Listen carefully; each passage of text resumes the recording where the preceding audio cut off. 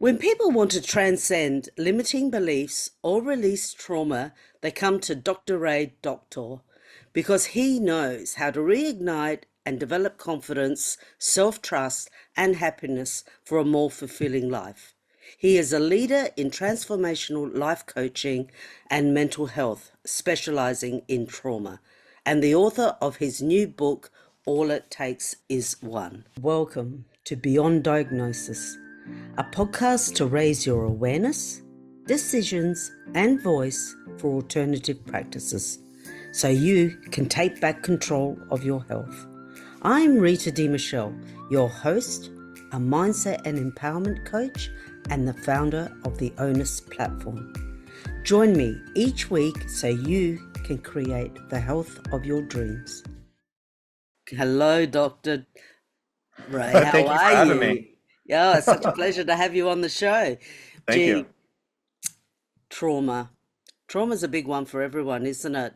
Because it can be an initial something that happens, or it can be long lasting. Or it could be where a person is in an, I'll tell you one that most people are not aware of, and it could be where a person doesn't know why it is that he or she is depressed. They feel afraid, like for no reason, and they can't figure out that there wasn't really anything significant, like actual, like when we think of trauma, we think of maybe a car accident, being sexually perpetrated. Those are common ones, or even collectively seeing Trump almost shot.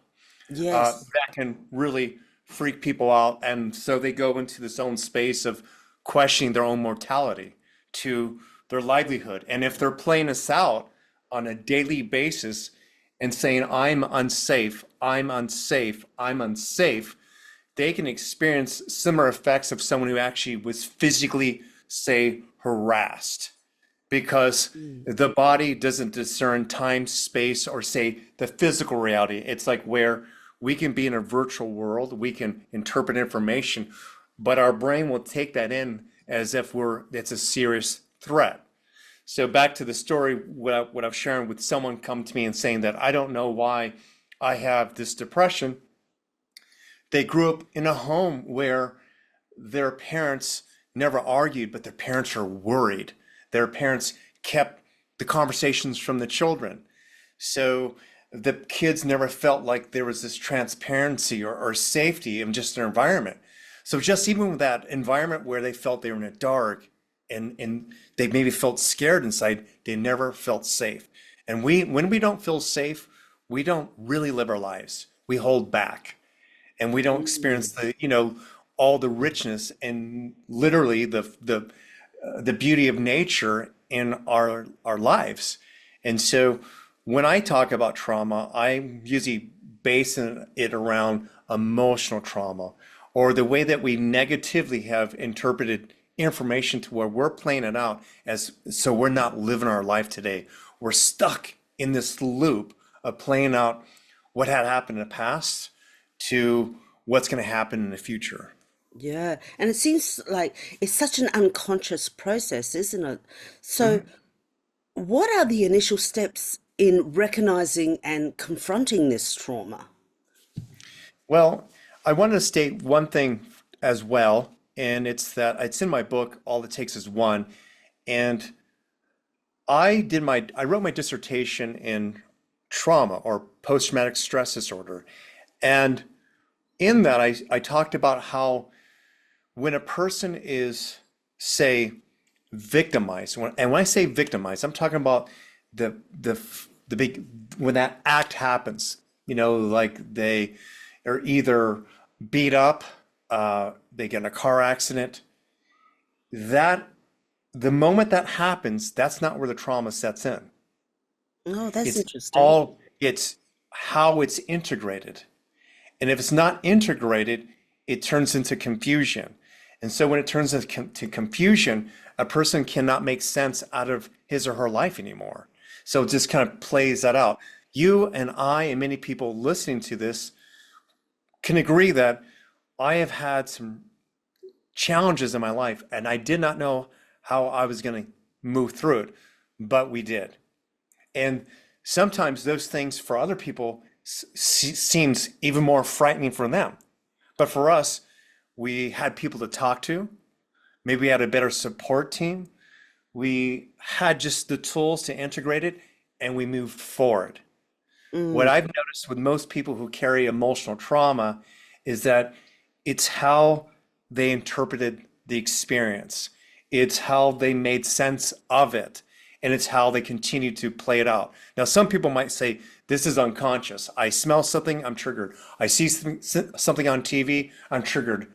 I can't control this. However, if you also ask these people, when this first happened, did this continue? Is this what happened right away? More and often, the person will say, I was discombobulated. I was confused, meaning they were opened up. They were not making sense of any of it. They were in shock. Their blood pressure was off the charts. They were in basic survival of like, I survived or I got through it. And then as the days go on, they're still opened up, depending on what they said to themselves, depending on how they felt about themselves. Like for example, just say if it's a woman who uh, was raped. After when it happens and she survives, well, what would you imagine could happen if she goes to the police and they say, "Well, look how you dress." Shame her. She tries to talk to her parents. They feel so much hurt, they don't have a conversation with her. She starts saying, "It was my fault. I'm a mm. dirty person," to where she pulls back from people, to where she no longer engages in like being intimate people. So now she's been away from being with another person for 2 years. That's going to do something to your mind. Mm. So what ends up happening with people, I'm not saying all, is that it's how what happened after that, say, traumatic event. And if it wasn't done in a healthy way, that's what you see continue to be played out. Wow. So does that, when if we can go back, when a traumatic event happens, or say you're in a family and it's if you're in an abusive family or your parents yelled a lot or whatever, what happens when two siblings interpret the situation completely different? So they're both experiencing trauma, but one interprets it this way and one interprets it the other.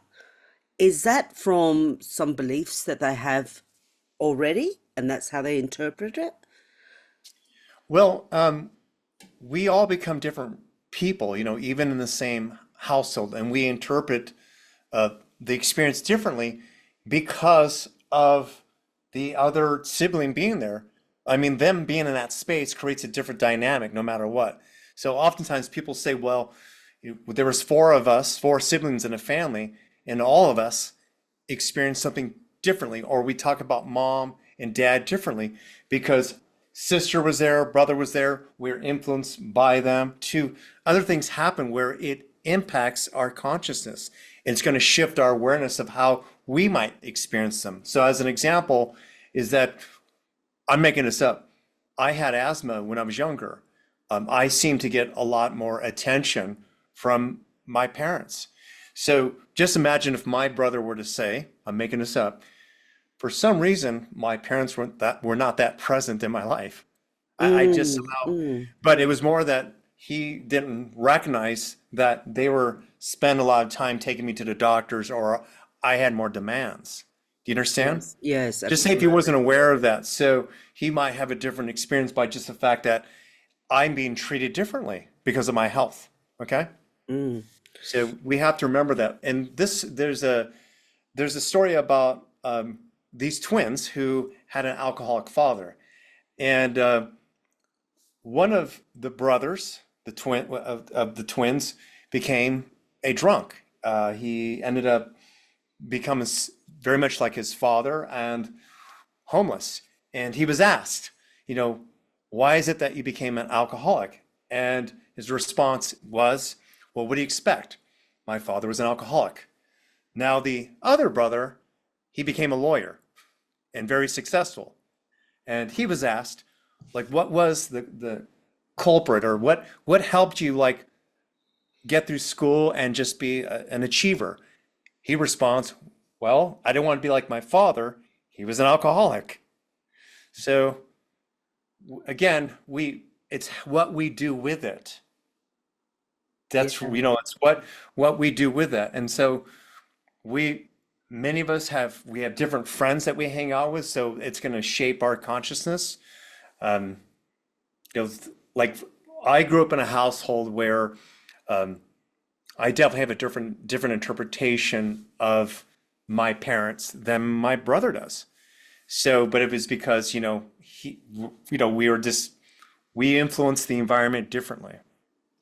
So that would come down to, I guess, our personality and the identity that we have as to how we interpret. Like someone might be like a more, I don't know how to describe this, maybe a softer personality. Someone might be a bit more of a go-getter. It does that would influence the way we interpret these situations. I wouldn't say necessary. So if it's a go-getter, that person, whether it's a male or female, might move more into action or masculinity. They're not going to go into the dark feminine and feel sorry for themselves and be like a victim. If Mm, a say that one sibling in there is, say, more physically attractive to she or he has a way of getting their needs met by playing into victimhood, then that might just be how they move forward. Like they make life work for them. Whereas you have another sibling in there who where they're book smart to where they had to work a little bit harder to become, better in life. mm, I'm unsure about that, but all of us, it's about expanding our awareness to how we experience and see life. As an example, I don't want to share too much information here, but my girlfriend is a coach, and I visited her brother in Austin, Texas, 2 weeks ago. And her and I noticed him talking about some things that had happened in her childhood from a kind of more negative lens. Like he was more hyper vigilant with the kids, say, being by themselves because of what had happened. But my girlfriend, Nicole, she had done inner work. She's done a lot of reflecting. So she mm. said, oh my God, until she says, I didn't realize that. Going home this time, I realized that I can hear my old programming through my brother.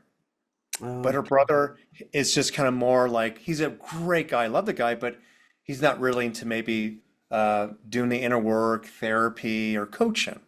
I mm, hope he doesn't watch this interview, by the way. But anyway, but it's just that would be an example. I see where, okay, she actually maybe had the attraction to connect to her true self or her purpose. She went on an ayahuasca journey and started like seeing more of who she really is.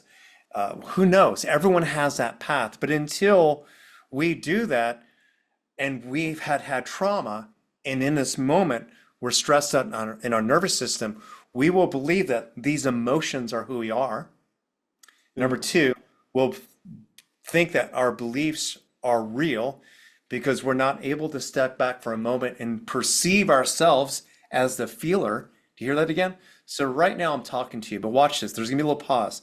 I'm talking to you, but as I'm talking to you, I'm having a moment of pause. I'm kind of observing myself to make sure that I'm relaxed and I'm breathing. I'm not rushing this. Well, I have enough conscious awareness to be aware of me when I'm actually talking because my nervous system is relaxed. A person who is in, say, trauma response or always in their emotions, they're just in that. They're in reaction.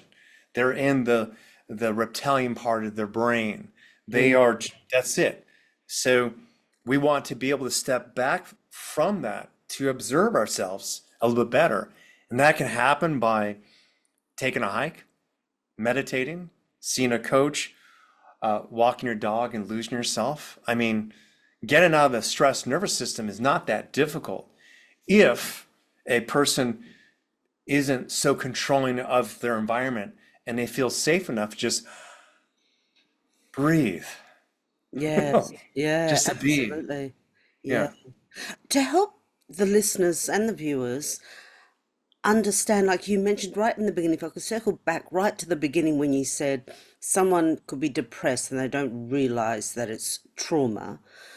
Mhm. What are just some of the more common emotional and physical symptoms that people display in your experience? So our listeners can say, you know what, I've got that. I think it's related to this because without the awareness that you actually are Mhm. doing this or have this, it's hard to move forward. Mhm. I'm going to give you two extreme cases, and then I'll share one with what you might be talking about. So when I was on a boat cruise with my father, there was a moment he looked at me, his face turned red. We were with some Vietnamese women, meaning they were at the table, which we were eating, and he said, "Son, I gotta go." And when I went back to the cabin, he said, "Son, when they started talking and I heard their voices, I just saw blood." He served 3 tours in Vietnam, Oh, and wow. he was in World War II and also the Korean War. He'd been in over 400 battles. It was the first time he was experiencing full-blown PTSD. Gee. So, but he was conscious enough to know that they were safe, but he didn't feel safe to be around them. He was experiencing something. My cousin Eddie was in the Vietnam War as well, and a person had taken his wallet, like to just knock it out of his back pocket. He tackled the guy and just started beating the shit out of him like it was an enemy. Like they gave him. He worked for the VA, so they're way more forgiving there. Mm. But he had other experiences where he almost attacked people because his PTSD as well. So anytime like, he would hear noise or something like that when he was sleeping, he would maybe jump up. Thank God he didn't have a gun near him. But Yes. that would be an extreme case that you'll see that.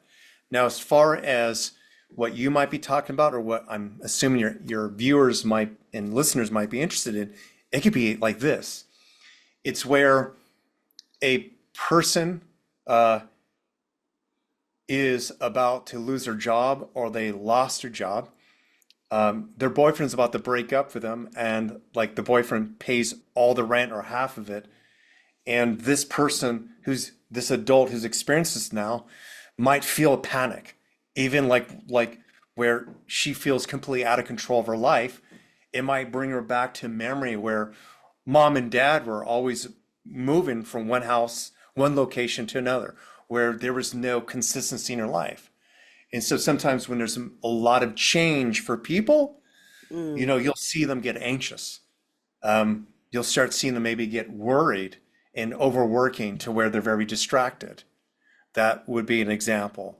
Um, it could be a woman who was abused in a relationship, whether it was physically or lied to or manipulated by a narcissist. And then so she's very hyper vigilant when it comes to dating new partners.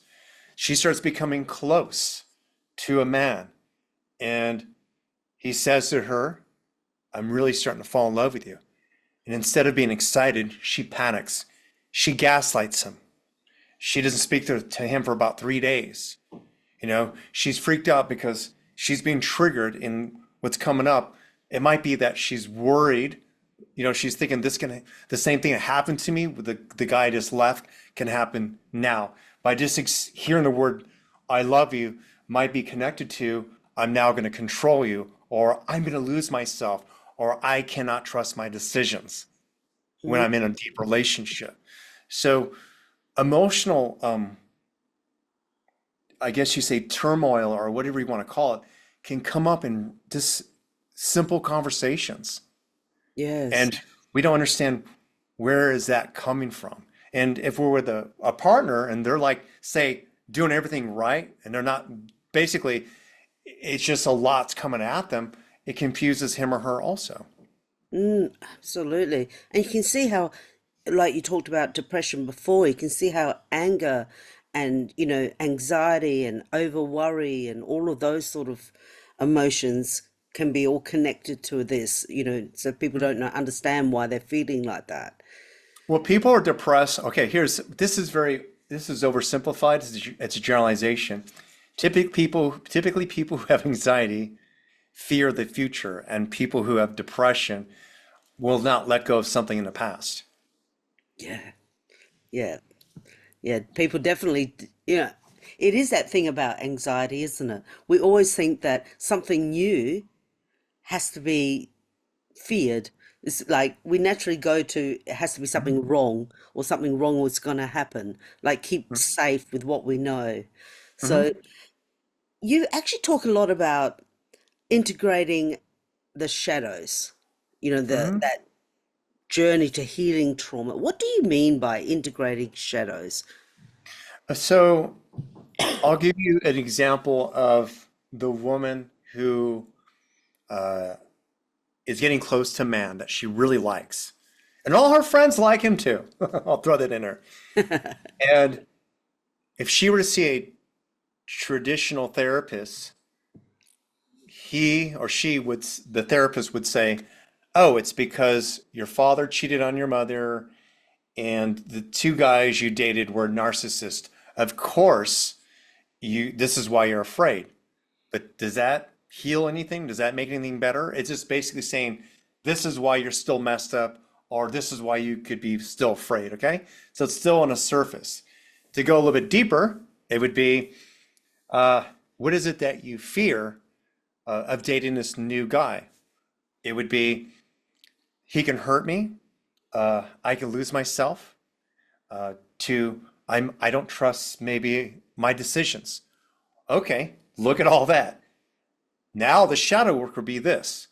What do you need to know to trust yourself? What Mm, do you need to know about yourself that you can be in this relationship but also step out? What do you need to take responsibility for within yourself to know that if it's not working, you can walk away? That person might go, "Oh, I'm also a people pleaser. So when I get into relationships, I don't create boundaries, and that's why I lose myself." Okay, why don't you create boundaries? "I'm afraid he won't like me or love me." Okay, so back to the person, shadow work. What do you need to love about yourself that you're not? What what parts of yourself that you don't think are lovable? And so you just keep turning back to their own thoughts about themselves, because what it is that whether we're afraid to enter a new relationship with a man or a woman, whether we're afraid to enter a new career path, whether we're looking to, you and I spoke about this earlier before we started this recording, move into a new location. There's a mm, certain level all humans need to have of some certainty, yes. trust within themselves that even if things don't work out, that they're going to survive still and maybe and hopefully thrive, that they will still have connections to friends to be there for them, which I feel with social media, that's a positive thing because, you know, I mean, imagine during like the mandates, if we didn't have Facebook and that connection, we would have felt even more isolated. So it's kind of like it's the same things that we would want. And so when a person recognizes that, oh, I had been traumatized, I had been raped, I had been beaten up, I had been bullied. In all of those situations, there was negative thoughts. What if it was me? Maybe I caused it. To maybe there's something wrong with me. To I'm afraid to get hurt again. I have been betrayed. This has happened many times. That in that, just think about if whoever's listening to this or watching this is that you're making your sense of self or your next life moves based off of other people and things that had happened. Mm, You're holding yourself separate based off the past and fear of tomorrow. So, what do I need to do to prepare myself for life? Because sure, there's maybe some assholes out there. Sure, things can happen, but if I'm talking in from my heart, if I'm being authentic, if I have a good support team, if I have a good maybe some deal breakers for myself, and I start put myself out there and I start practicing this, you will see that Your friends will change, people around you will change, life will seem to change. Because most people who say also have been victimized or they carry a lot of emotional trauma, you have consciously and unconsciously attracted people who also enable you. You've created a support team that meets you right where you are because you might be defensive. You also have things in place so you don't have to travel to push through conflict. That's an interesting So, one. yeah, Push yeah, through conflict. yes. Yeah.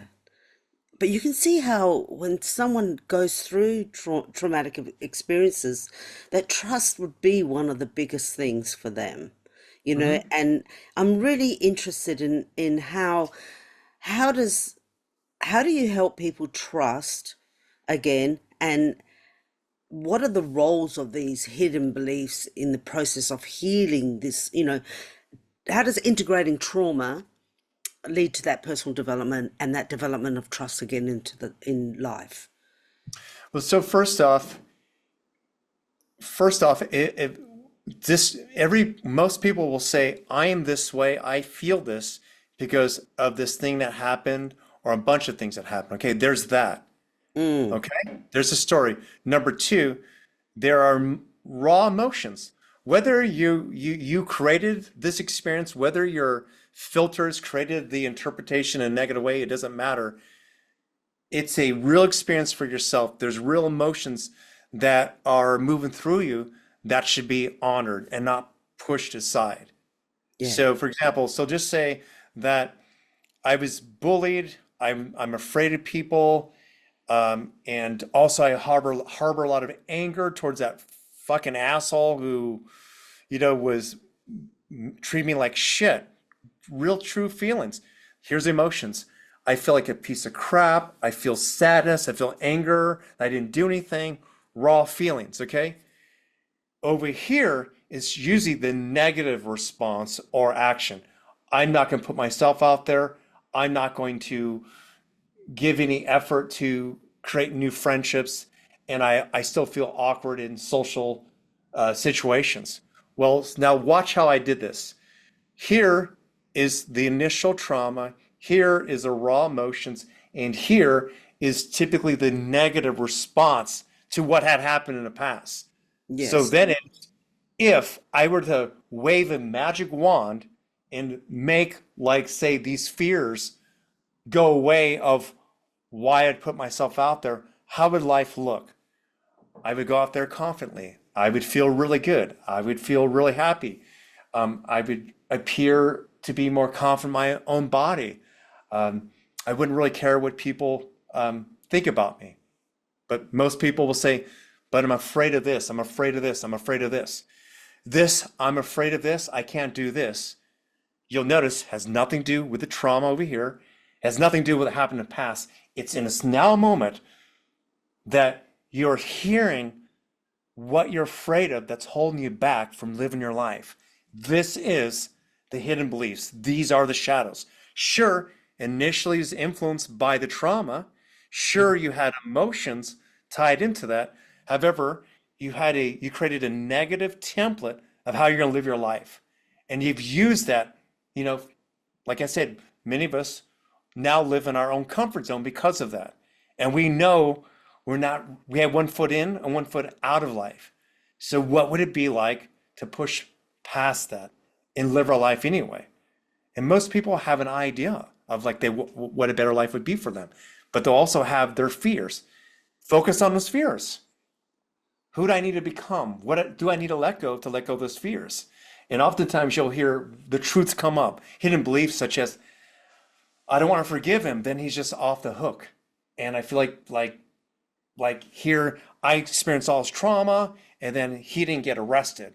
To it means I have to get a job and actually get my shit together. Oh, I have to go to the gym. I have to actually start working on looking and feeling better. Like some of those things can come up, particularly if you've played it small most of your life due to what had happened. Mm. You're going to have to reinvent yourself. And so that could be very scary for some people. Absolutely, especially because as we know, it's a lot easier to blame than it Hmm. is to actually take action and do Hmm. something. You know, Yes. and I think one of the things that could possibly stop people, and correct me if I'm wrong here, is in the part where we're expressing our emotions, where we try to express our emotions. And when you say, like, when we're unhealed, when we haven't dealt with those limiting beliefs, as the shadows, as you call them, Hmm. we usually have defensiveness. Hmm. We're really sensitive to feedback. We have negative self-judgment towards Hmm. ourselves. So when you're in that loop of that kind of language, when you try to express yourself to others, that can keep you stuck as well, I assume. Yes, because you're hardwiring your brain, Mm, literally, you're making neurological connections that will continue to activate in a negative way every time you enter a new social situation or when you are put on a spot to be a public speaker or when there's tension in a relationship and it's not like your girlfriend or boyfriend wants to break up with you, but it could be just the experience of having that talk. Oh my God, that talk. yes, yes.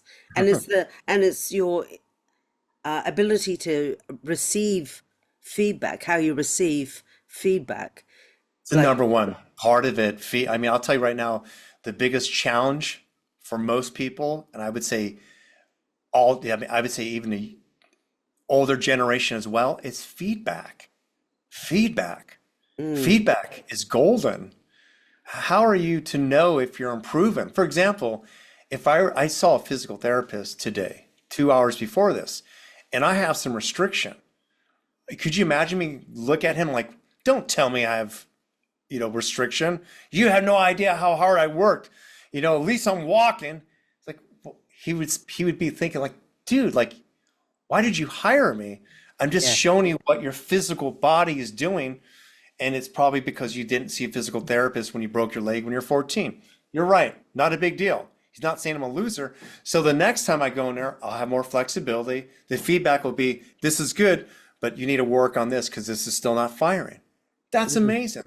But shouldn't that be true in even in business? Like for example, if I were to create some event and for whatever reason there was a low show, would I see that as a failure or also feedback? Maybe I didn't create the best copy. The people not showing up is a feedback to me that maybe it's not the right product or service.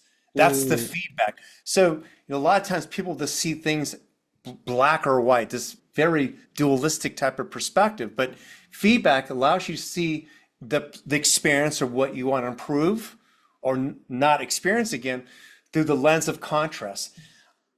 I prefer this. I don't prefer this other thing. I want this. I don't want that anymore. mm. Plain and simple.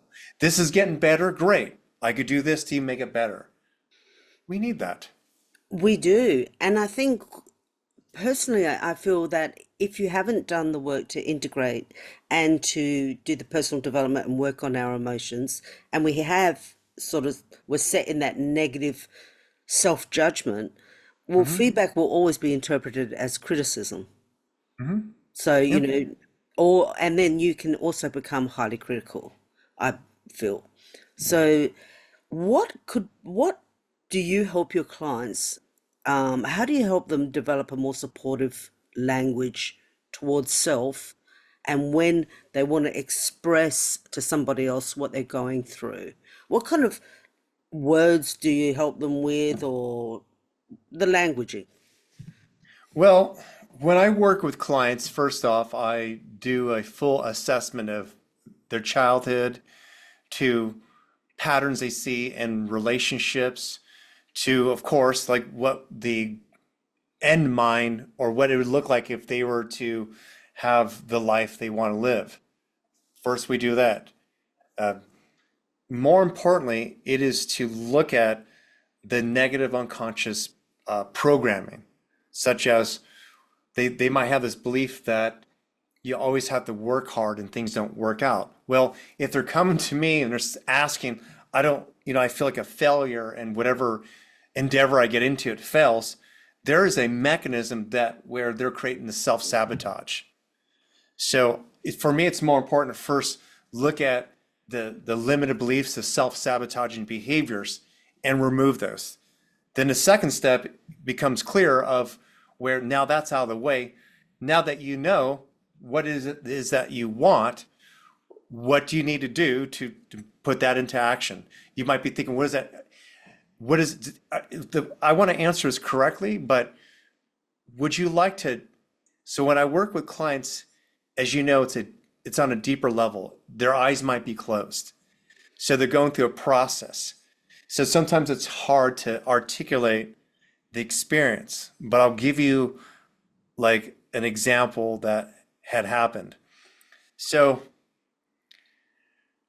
I was working with a woman who was a yoga teacher, and she, for whatever reason, her knee was hurt.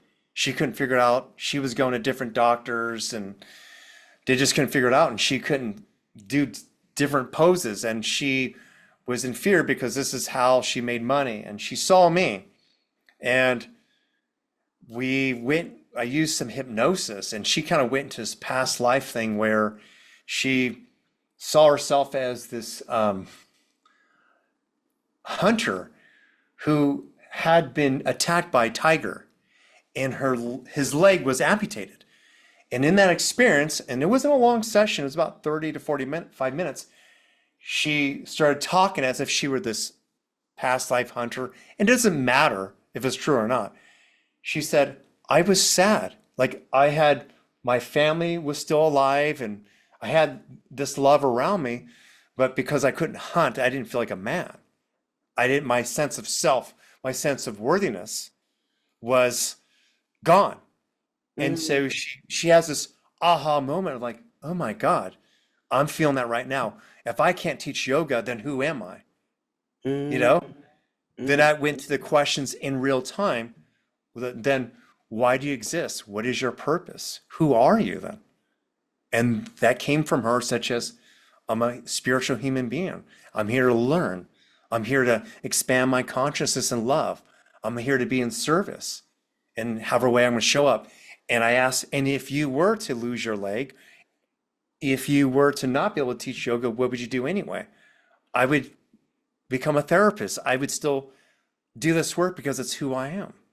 And so mm. there's this kind of aha moment of like, oh, the hidden belief was that my sense of self was through making money. My sense of self was by making money a specific way. My sense of self was getting respect by the community. My sense of self was being like an influencer or whatever else. And when we lose these false identities and we recognize, why are you doing this? And does it make you happy? The conversation changes. Absolutely. That's really powerful. That's really powerful. And that is the beauty of belief change. Yeah. And it's not something to fear. Belief change is the most Mm. empowering thing people can do in life, especially when they're feeling stuck or they're traumatized. So, what does life look like for your clients after they've successfully integrated and healed from trauma? Just like every human being out there who maybe successfully has attracted a partner to marry, like people like get married, they feel comfortable to be in a relationship, they start having better sex. Um, their You'd business hope takes so. off. They become entrepreneurs. They no longer are a slave to a job they dislike. Things like that. Yeah, Mm. I wrote about some of this in my book about people who had gotten stuck, and these were, I would say, high functioning adults. Like people don't realize that you don't have to have severe trauma to keep self-sabotaging. Oh, absolutely. You just have to Yeah. look at the diet industry to Yeah. see why is the diet industry so successful? Yeah. Why do they make so much money? Because you don't necessarily have to go to some huge trauma to understand, or to realize that you're always putting that food in your mouth. You're sabotaging yourself in different ways. Mhm. And it doesn't have to come from something huge. It can be just what someone said to you. Yeah. and you've Sometimes taken just that taking on. a pattern disruption can open up a lot for a person also. So here's the thing, when it comes to like pop psychology, or I see a lot in social media, people talk now as experts about like why they have trauma, or like sometimes they make it a lot harder than it really needs to be. Clients who say are emotional eaters, or they just want to lose a little bit of weight, uh, I'll have them put a post-it up on their refrigerator that says, "What I'm looking for is not in here." Just put it on. I love that. I Yeah, because love that. it's comical. It is. Because if you go get whatever you need anyway, you're going to think about it. And I don't want you to feel guilty, but you're going to have the awareness that, oh, you're going to have that moment like, oh, I'm not really hungry. What is that? Can I sit with that? Okay, I'm not happy with so and so, and I haven't said something to him. To, oh, like I'm bored. I'm doing the same thing in my life, and like I'm not feeling nourished. I'm not feeling enough excitement, you know? Yeah. Yeah. Well, most people look outward when they're feeling those emotions. They look outward and they reach for something outward instead of going, like you just said, going in and being curious. Ask yourself those questions. Mhm. What am I feeling? Why am I grabbing? Why am I going for the fridge door? Mhm. Why am I going for that bottle of wine or whatever it is to Yeah. numb myself? When I became an instant father, and I did, meaning that my son showed up when he was 5.5 months old. Like I Oh, wasn't there during the pregnancy. I didn't know. Someday that might be a book because it's actually really fascinating. But I had high blood pressure, like it was really high, and uh, I was doing all the right things. Usually I can meditate and it would lower, but it wasn't. So I started smoking pot, like more than I would in high school. Like it was just like, okay, and it would drop. But then it dropped, and then I found myself smoking pot, watching funny movies, to where I discovered that I was bored. Meaning that my son was sleeping, I still wanted to go out. I was by myself, and I was starting to smoke pot out of boredom because it made food taste better. It made movies seem funnier. I don't know, it was just my way to kind of maybe take care of myself. But then I stepped back from a moment. I'm like, I didn't even smoke this much pot in high school. What the heck am I doing? yeah. And then it was like, oh, I'm bored. So, then I changed up my life a little bit. Mm. What I'd really like is before we finish up, can you just give us an overview of your book? I have it here. The title is All It Takes Is One, and you say all it takes is one will change us to all it takes is one will change us to trust and dig deeper to improve our relationship with ourselves also. So that's really, I love that relationship with ourselves, because that's where it starts. We Hmm. can't expect to have a relationship with someone else and they give us everything we need, or what Hmm. we haven't got or developed within ourselves we're looking for Hmm. someone else to give us. So can you give us an overview of your book, what it's about? So the book is called All It Takes Is One, Drop Your One Big Hidden Belief and Master Your Life. And the book first starts off with a more complicated case, and then it talks about the hidden beliefs, and then it gives you exercises by the questions I asked for you to also to come up with some of those beliefs you might have.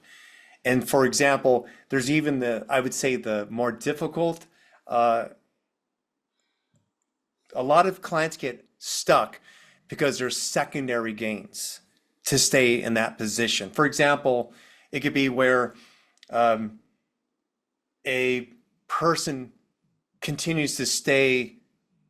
It's actually in a book where I had a mechanic who was losing money, but the mechanic shop was in his family business for 85 years, and he did not want to be like the generation that failed.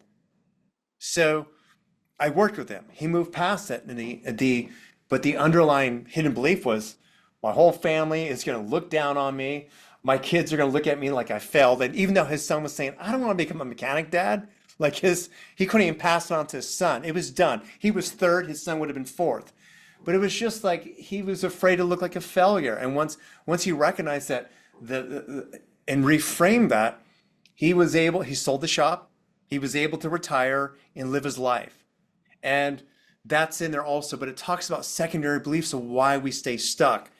And it's a really simple read to where every chapter has some exercise for you to unpeel all of those.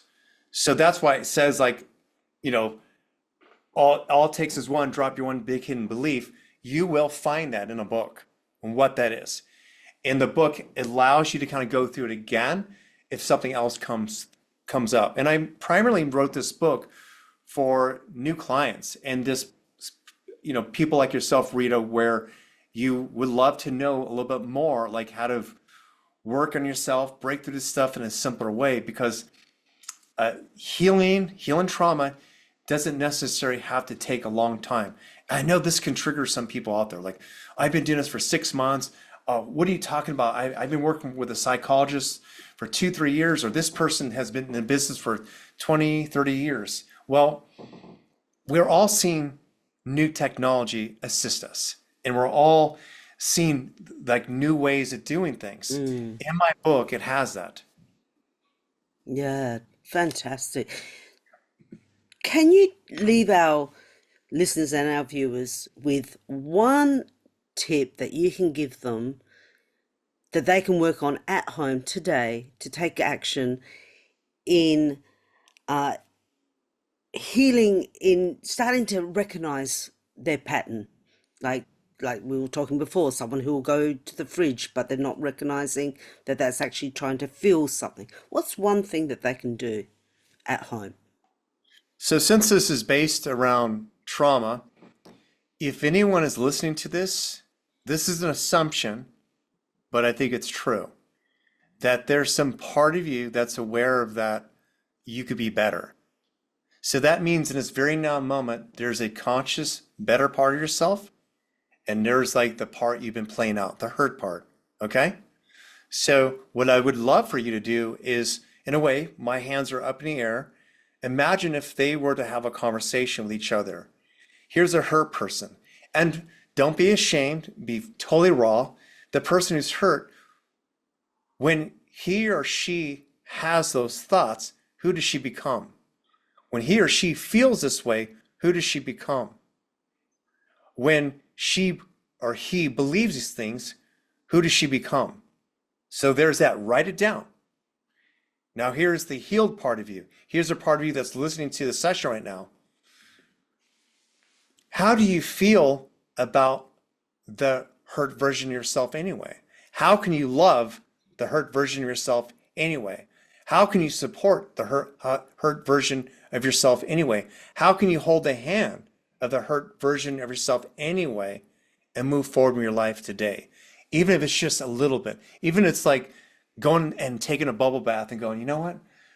Just for 5 minutes, I can trust that I love myself and things are going to be okay. It's just, rather than thinking so far out there, just keep Mm, it simple. How can I say something really sweet to myself? Can I take a bubble bath? Can I take more time with a hot tea and feel the warmth and appreciate that and put it next to my heart? Just start with little baby steps. But again, first start off that exercise. Here's a version of me that has a trauma, and here's a version of me that doesn't have a trauma. Just by doing that little exercise, it's going to balance out the left and right hemisphere of your brain to actually calm your nervous system a little bit. It's going to see your situation objectively. And hopefully with that, you can kind of see, oh, I can see what he's talking about. There's a version I've been playing out, and there's just a version I want to crystallize. I want it to become the new me. And when you start practicing a new me, then the old person you doesn't even exist. You asked me what happens to people who been through my program. Many of them are coaches now. wow, that's amazing. Yeah, they're healing other people. They're not healing, but they're working with other people. So they've become different people completely. Yes, they've left the old behind and the new is moving Yeah, forward. yeah, yeah.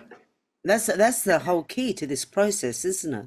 Just Well, to you've seen this before. Some mm, people will have a traumatic thing happen, like dad dies who's an alcoholic, they hate it, or they lose a job that they were at for 20 years, and then the next 4 years they become depressed, they gain weight, and like they become a completely different person by this event.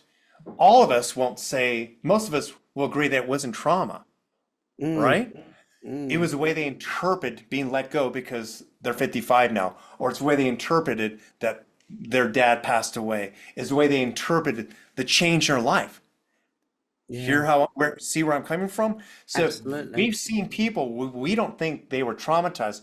We just know they went through a hard situation and they never got out of it, Yes, right? yes. So, but then there's some people who step up, they up level themselves. So trauma or whatever had happened to us is it's not inherent, or it doesn't always have to scar you for life. Oh, I love that. I Yeah, love that. it doesn't have to scar you. It doesn't have to be your legacy. No, You don't no. have to wear it. It's almost like sometimes I feel it's like being worn, and I don't mean this disrespectfully at all, a bit like a badge. You know, some Yeah, people really own their trauma, and it's very hard when you start identifying with this trauma as your own and to let it go because you let go, something go, something has to replace it. And I think that's where your fabulous, life coaching, helping people change their beliefs, move from stuck to a more exhilarating life is just fantastic work.